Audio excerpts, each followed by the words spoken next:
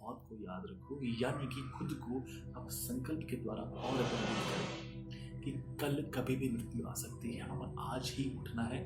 जो अच्छे प्रयत्न हमें कर रहे हैं वो हम आज ही करें। कहते हैं जैसा ही लीलाशाह। कैसे हैं आप लोग? जैसा कि आप जानते हैं, हम नित्य प्रति स्वामी लीलाशाह दर्शन पुस्तक का पाठ किया करते हैं। उसी कड़ी में आज का जो एपिसोड है 5 नवंबर 1966 श्री कृष्ण गौशाला आगरा में किया गया प्रवचन। टॉपिक है मौत को याद करो। जो विषय भोगने में लगे हुए हैं वे ईश्वर को कैसे प्राप्त कर सकते हैं? आप कहेंगे कि स्वामी जी, विभिन्न प्रकार के स्वादिष्ट व्यंजन खाने से हमें बहुत आनंद आता है। यदि खाना आनंद स्वरूप है तो फिर दुख क्यों देता है? क्या अधिक खाने से लोग बीमार नहीं हो जाते? जितनी खुशियां माणिया उतना भयारोग, अर्थात जितने भोग भोगेंगे उतने रोग बढ़ेंगे। आपको जो स्वादिष्ट व्यंजन खाने से आनंद आता है वह क्षण भंगुर है, सच्चा व नित्य नहीं है।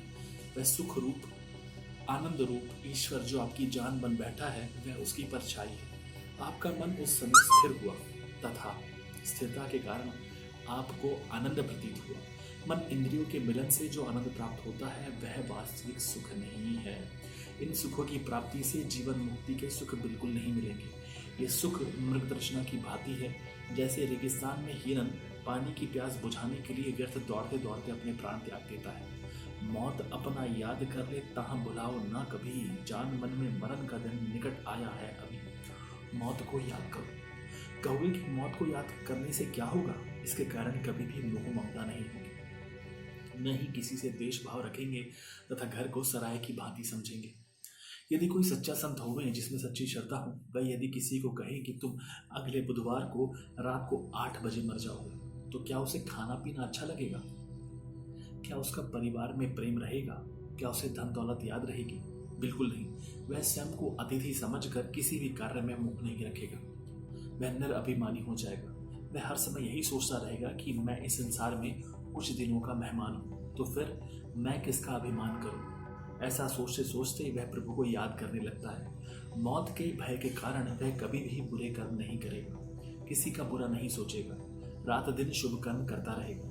कभी भी आलस्य नहीं करना चाहिए। ईश्वर भी आलसी से दूर भागता है कि कहीं वह मेरे ऊपर ना आ जाए, पता नहीं मुझसे क्या मांगेगा। ईश्वर तो पुरुषार्थी का सच्चा मित्र है। उसके एक कदम बढ़ाने से वह 10 कदम आगे बढ़ाता है। ईश्वर प्रसन्न होता है कि मुझे भी सेवा करने का अवसर प्राप्त होगा। प्रभु ने कैसे न अर्जुन का रथ चलाया था, यज्ञ में पतले उठाई थी, द्रौपदी को वस्त्र पहनाए थे। वठी ओट मुहिंजी जे था कर्म कन, बुढ़ापे मरन जो न दुख से प्रसन्न। उन्हन खे रहे ब्रह्म जी थी पछाण, पुण्य अध्यात्म अकर्म जी सारी ज्ञान। 84 लाख योनियों में अज्ञान के अंधेरे में सो रहे थे। माता के गर्भ में 10 माह सो रहे थे। इतनी बड़ी गफलत। बचपन गया खेलने कूदने में, जवानी गई विषय भोगने में तथा बुढ़ापा गया चिंताओं में। बुढ़ापे में बाल सफेद हो जाते हैं, यह भी एक प्रकार का नोटिस है। दांत टूट जाते हैं, निर्बलता आ जाती है तो बेपरवाही भी आ जाती है। इतनी बेपरवाही करना भी ठीक नहीं। उठो उठो, जागो। पहले भी बहुत सो चुके हो। सोने से ऐसी गहरी नींद आ जाएगी कि फिर जाग नहीं सकोगे। छालाई मेड़ी माल साण हलंदई की नगी, बिना नाले नाम जे अथई जग जंजाल। खदे खाम खयाल यागी जप जहर नाम के, याग मुसाफिर जेड़ा तो के संगी था सारन। के बिया के वंजणा हित रह्यो कीन रहन, उनका कहरी काल जू बोड़ा कीन बुधन।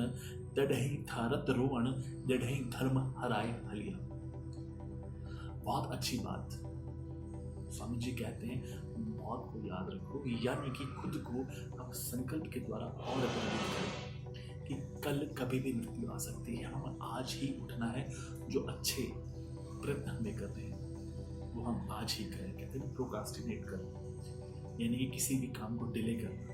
उन आदतों से हमें बचना चाहिए कि कोई कर्म हमें सोचते हैं तो तुरंत उसको कर डालना चाहिए। ओवर थिंकिंग में नहीं आना चाहिए।